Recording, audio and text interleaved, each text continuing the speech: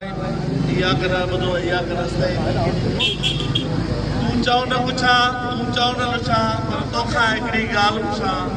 तू कह के खामोश कर दे आसिफ हज़ारे हिकड़ो न रुको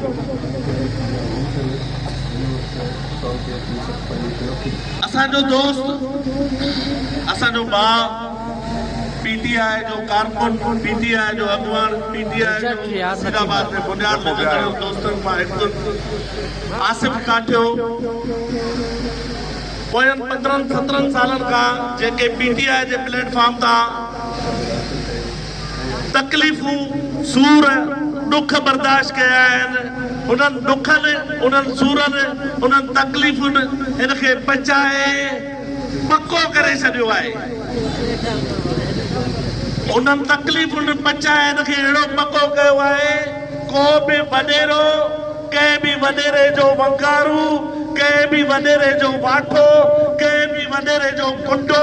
कंहिं बि वॾेरे जो बदमाश को बि रियासत हिनजे पंहिंजो पुलिस जे ज़ोर ते आसिफ काठे खे झुकाए नथो सघे असां सभिनी दोस्तनि खे इहो अर्ज़ु कंदासीं त ही मामिलो सिर्फ़ आसिफ काठे जो न आहे ही मामिलो असांजे शहर जी बका जो आहे ही मामिलो असांजे शहर जे बुनियादनि जो आहे सरदारी बोतारी जाबलू बलोचिस्तानी निज़ाम जिते असांजो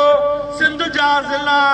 कश्मीर कंदकोट जेकबाबाद शिकारपुर पाए उते पंहिंजा बुनियाद मज़बूत करे ऐं अॻिते वधियो आहे हुनजी नज़र कंबर शदादकोट ज़िले ते आहे कंबर शदादकोट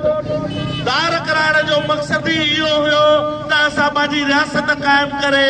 माण्हुनि ते जिबर करे ज़ुल्म करे उन्हनि खे ग़ुलाम करे रखूं छा कयो उन्हनि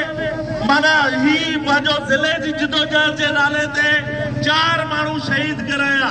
कंबर शहर में 4 माण्हू शहीद कराया 16-17 सालनि खां पोइ वञी ॾिसो उन्हनि चइनि शहादतुनि जी जॾहिं सालियानो बेड़ा